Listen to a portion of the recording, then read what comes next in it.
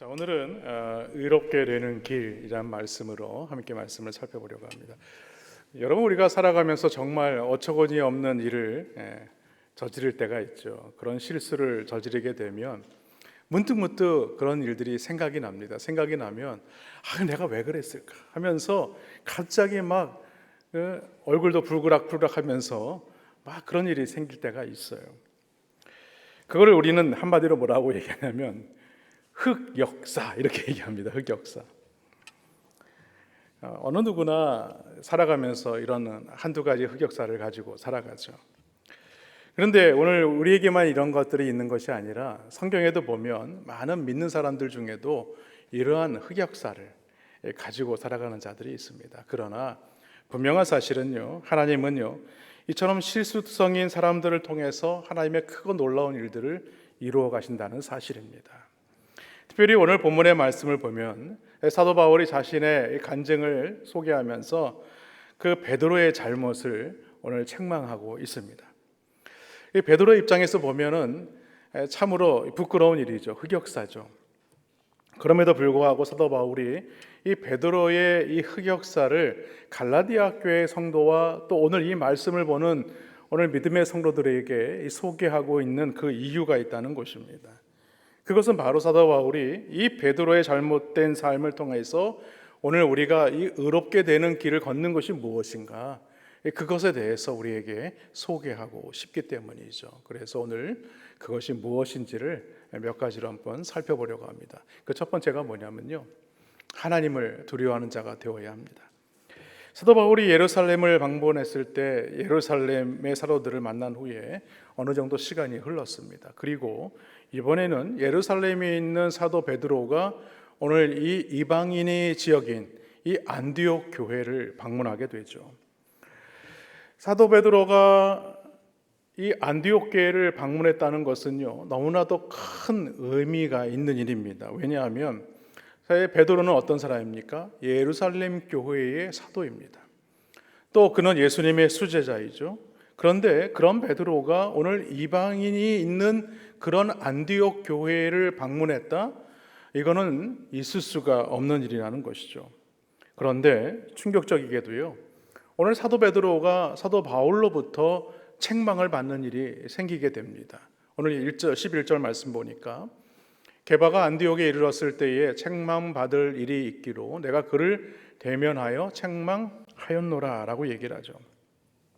지금 사도 바울이 사도 베드로를 책망하는 이유, 어떻게 보면은 사도 베드로는요, 범접할 수 없는 그런 사도로 우리가 여겨지지 않겠습니까? 그런데 이방인의 사도라고 하는 이 사도 바울이 이 사도 베드로를 책망하고 있는 거예요.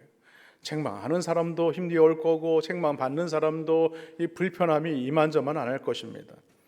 왜냐하면 지금 일어난 사건이 너무나 심각한 일이기 때문에 사도 바울은 사도 베드로를 책망할 수밖에 없는 것입니다. 사실 엄격히 따지면 베드로는 유대인이죠. 그렇기 때문에 유대인은 이방인들과 함께 말을 하거나 함께 자리에 앉아서 음식을 먹거나 함께 교제할 수 없었습니다. 그럼에도 불구하고 하나님께서 이방인들을 하나님의 백성으로 받으셨다는, 그리고 하나님께서 이 받으시게 하시는 놀라운 일을 사도 베드로가 경험하게 되죠. 그래서 오늘 사도 베드로가 오늘 이방인 교회인 이 안디옥 교회를 방문하게 된 것이죠.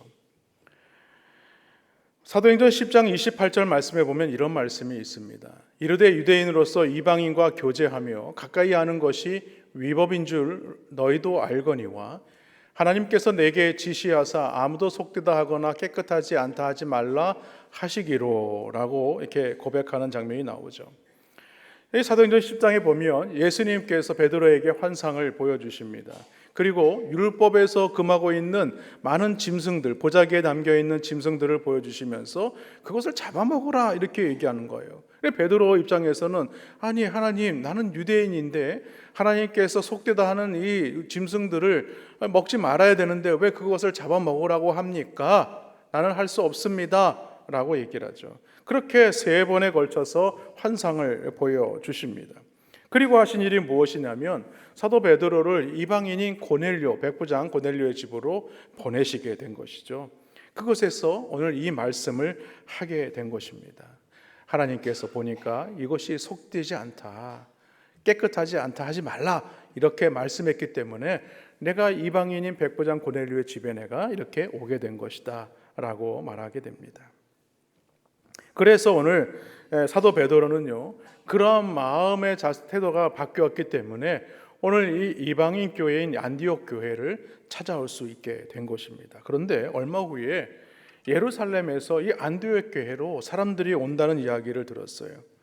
그 얘기를 듣고 나서부터 갑자기 이 사도 베드로의 태도가 돌변하는 것이었습니다. 그뿐만이 아니고 이 베드로의 행동 때문에 함께한 유대인들도 그들과 함께 그와 같이 행동을 하게 되고, 심지어는 그곳에 바나바도 있었거든요. 근데 이 바나바도 베드로처럼 똑같이 행동하게 된 것입니다. 그래서 이방인의 사도였던 사도 바울은 이러한 사실을 알고 너무나 가만히 있을 수가 없었던 거예요. 그래서 바울은 이러한 베드로의 행동을 가리켜서 뭐라고 얘기를 하냐면 외식하는 것이다 라고 이렇게 얘기합니다. 13절 말씀에 보니까 남은 유대인들도 그와 같이 외식함으로 바나바도 그들의 외식에 유혹되었느니라 라고 했죠. 여기서 외식이라는 것은요, 연극하는 그 사람들이 무대에서 가면을 쓰는 것을 말하는 것입니다. 그러니까 베드로의 행동은 무엇이냐면 사람들에게 보이기 위해서 의식한 잘못된 행동이다라는 것을 지금 지적하고 있는 것이죠. 그리고 그 행동은 자신뿐만이 아니라 다른 사람에게도 영향을 끼치게 되었다라고 지금 말하고 있는 것입니다. 그래서 사도 바울은 이것을 용납할 수가 없었어요. 그래서 사도 바울이 모든 자 앞에서 베드로에게 이렇게 말합니다. 14절 하반절에 보니까 너가 유대인으로서 이방인을 따르고 유대인답게 살지 아니하면서 어찌하여 억지로 이방인을 유대인답게 살게 하려느냐 이렇게 말하죠. 왜 사도 바울이 갈라디아 교회 성도들에게 이 안디옥에 있었던 사도 베드로의 이야기를 하는 것일까? 그것은요, 지금 이 갈라디아 교회 안에 문제가 있었기 때문이죠. 처음에 이 갈라디아 교회를 세운 사람이 바로 사도 바울입니다. 그들에게 이 복음의 진리를 전했을 때 그 복음을 받아들이고 예수님을 구주로 영접해서 구원을 받은 자들이 되었어요. 그런데 사도 바울이 자리를 잠시 비운 사이에 조용히 거짓 형제들이 들어와서는 다른 복음을 전했다는 거예요. 그리고 다른 복음을 듣고서는 그들의 다른 복음을 따르게 되었다라고 오늘 말하고 있는 것입니다. 그래서 그것이 잘못된 것이다 라고 지적하면서 오늘 사도 베드로의 이 예를 빗대어서 지금 말하고 있는 것입니다. 그러면 왜 사도 베드로가 이방인과 교제를 피하여서 외식하게 된 것일까? 거기에는 이유가 있습니다. 12절 하반절의 말씀에 보니까 그가 할례자를 두려워했다라고 얘기를 하죠. 우리가 앞에서 말씀을 보았지만 이 유대인과 헬라인, 유대인과 이방인들과는요, 전혀 교제할 수가 없게 되어 있어요. 전혀 식사를 할 수 없게 되었어요. 전혀 서로 교제할 수가 없게 되어 있습니다. 그렇기 때문에 오늘 사도 베드로가 예루살렘에서 유대인들이 온다는 그 이야기를 듣게 되었을 때에 자칫 이것으로 인하여서 자신에게 뭔가 흠집이 될까 사람들을 의식해서 그 자리를 떠나게 되었던 것이죠. 그것도 무엇 때문이냐? 그 할례자들을 두려워했기 때문이다라고 얘기하죠. 여러분, 우리가 신앙생활하면서 진리를 따르는 것 때문에, 우리가 복음을 따르고 신앙생활하는 것 때문에 우리가 두려워하는 일들을 겪을 때가 있어요. 그것은 무엇입니까? 내가 신앙생활 열심히 하면 이 믿지 않는 다른 사람들과의 이 관계가 혹시나 깨어지지는 않을까? 그런 것에 대한 두려움이 있고, 또한 내가 예수님을 열심히 믿으면 내가 더 물질도 많이 드려야 되고 또 시간도 많이 내어야 되고 내가 헌신도 많이 해야 되고, 그렇기 때문에 내가 피곤하지는 않을까라는 어떤 그런 두려움에 빠지게 된다는 것입니다. 그러면 여러분, 우리가 그 두려움을 어떻게 극복할 수 있느냐는 거예요. 여러분, 어느 누구나 병원을 가는 거는 좋아할 사람은 아무도 없죠. 병원에 가면서 신난다, 병원에 가서 오늘 주사 맞고 오늘 약 먹어야지, 이런 사람은 없어요. 특히 어린아이들은 어떻습니까? 야, 아프니? 병원 가자. 그러면 아이들, 나 안 아파. 열이 막 나는데도 난 안 아프대. 왜? 병원 가면 뭘 맞아야 돼요? 주사를 맞아야 되니까 주사가 무서운 거예요. 주사가 두려운 거예요. 그런데요, 정말 아프면요, 병원 가는 것을 두려워하지 않습니다. 왜 그렇습니까? 자신이 지금 아픈 것이 병원에 가서 비록 주사를 맞으면 자신이 아픈 것들이 낫기 때문에 그래요. 그래서 아픈 것이 더 두렵기 때문에 병원에 가는 것을 마다하지 않는 것입니다. 여러분, 이것은 무엇을 말하는가? 마찬가지로 사람과의 관계보다도, 물질과 시간을 내는 것보다도, 피곤한 것보다도, 어려움을 겪는 것보다도 더 두려운 것에 대해서 우리는 그것이 무엇인지를 정확히 알아야 한다는 겁니다. 그 두려운 대상이 누구예요? 바로 하나님과의 관계예요. 하나님과의 관계에서 멀어지는 것을 우리는 더 두려워해야 한다는 것입니다. 다시 말해서 정말 우리가 두려워해야 하는 이 하나님을 우리는 두려워할 수 있어야 된다는 거예요. 마태복음 10장 28절에 보면요, 몸은 죽여도 영혼은 능히 죽이지 못하는 자들을 두려워하지 말고 오직 몸과 영혼을 능히 지옥에 멸할 수 있는 이를 두려워하라 라고 했습니다. 여러분, 사도 바울이 하나님 앞에 믿음으로 헌신하면서 뭐라고 고백합니까? 항상 복종하여 두렵고 떨림으로 너희 구원을 이루라 라고 얘기하지 않습니까? 우리는 하나님 앞에 서서 하나님과의 이 관계 속에서 두렵고 떨리는 마음으로 우리의 이 구원을 이루어가는, 우리의 구원은 받았지만 완전한 구원의 역사가 아니라는 거예요. 그 구원을 이루어가는 삶을 살아야 된다. 날마다 변화된 믿음의 삶을 살아야 된다. 하나님과의 동행하는 믿음의 삶을 살아야 된다라는 것입니다. 여러분, 그런 은혜가 있기를 주님의 이름으로 축원합니다. 두 번째로요, 우리는 주님의 은혜로 사는 자가 되어야 합니다. 오늘 15절 말씀에 보면요, 우리는 본래 유대인이요 이방 죄인이 아니로되라고 얘기를 합니다. 이 얘기는 뭐냐면 나는 율법이 없는 저 이방인들과 달라라고 얘기하는 것이죠. 우리는 율법이 있기 때문에 나는 죄인이 아니야. 그러나 저 이방인들은 율법이 없기 때문에 저들은 죄인이야 라고 지금 말하고 있는 것이 이 15절 말씀이죠. 그래서 율법의 행위는 무엇입니까? 율법 행위는요, 율법에 대한 순종을 말합니다. 나의 노력과 수고를 말하는 거예요. 나의 열심에 달려있다는 거예요. 그런데 복음의 진리는 그렇지 않습니다.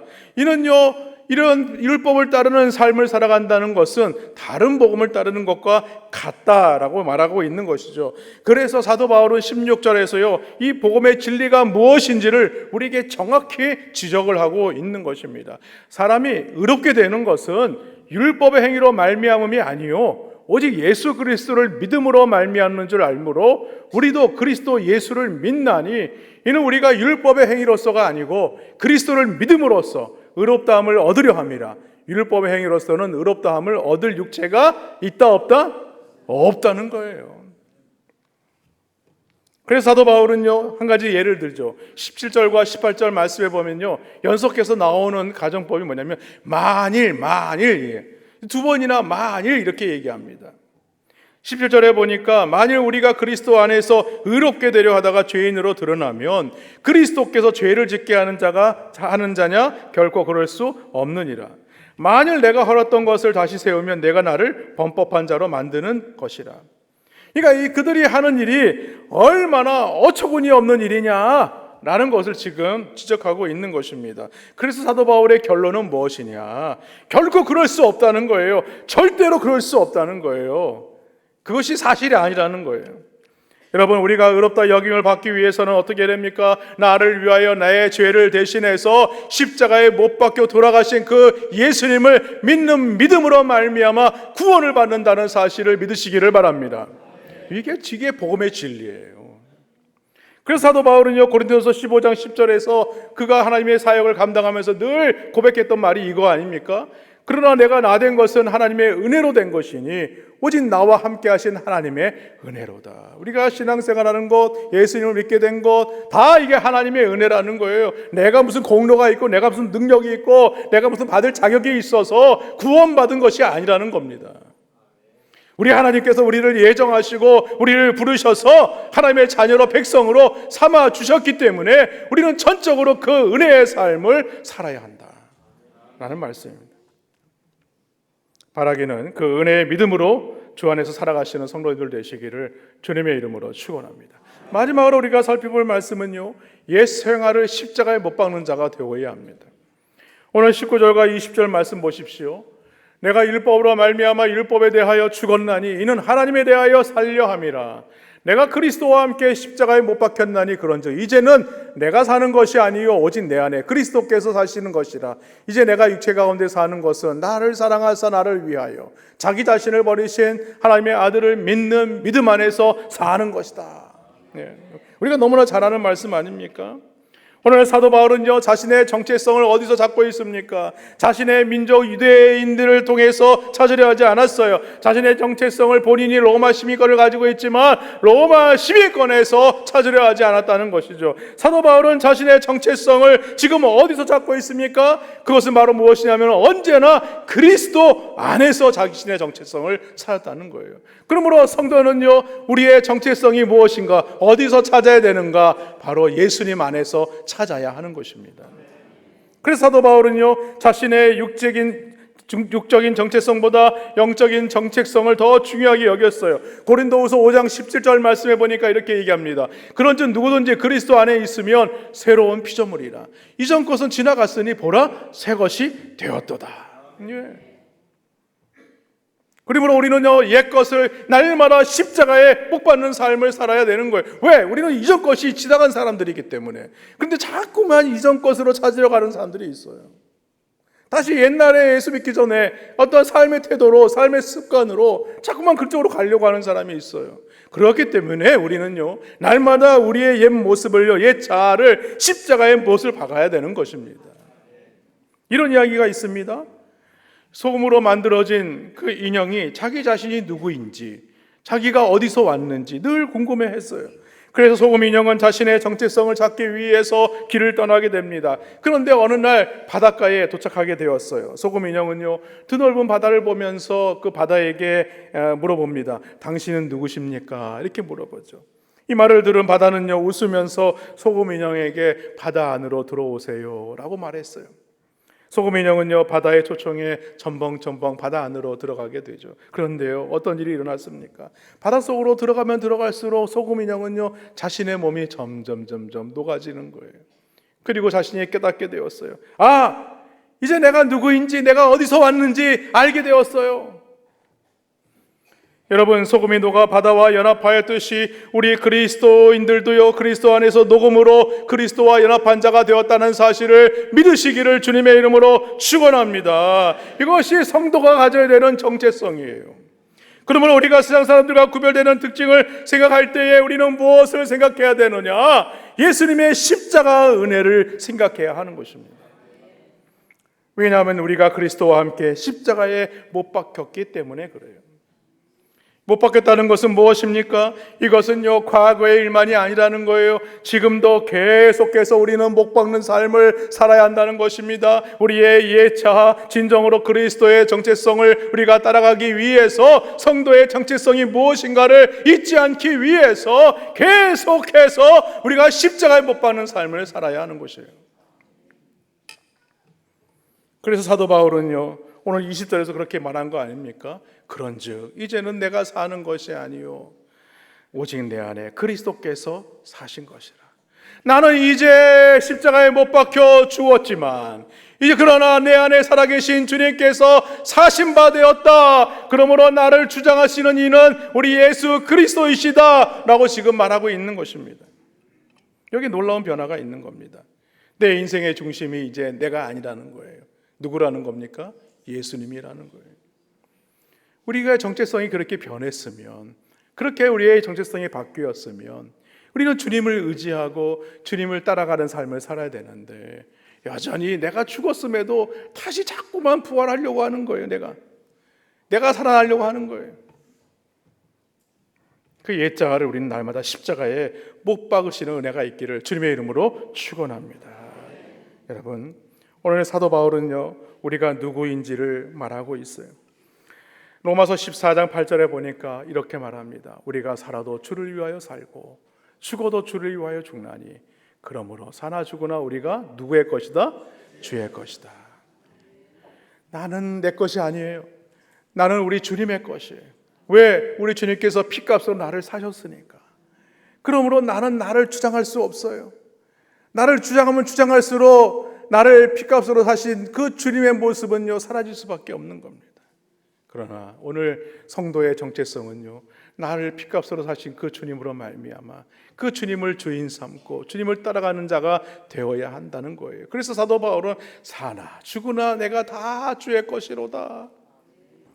여러분, 그러한 믿음의 고백을 하시는 귀한 성도님들 되시기를 주님의 이름으로 간절히 축원합니다.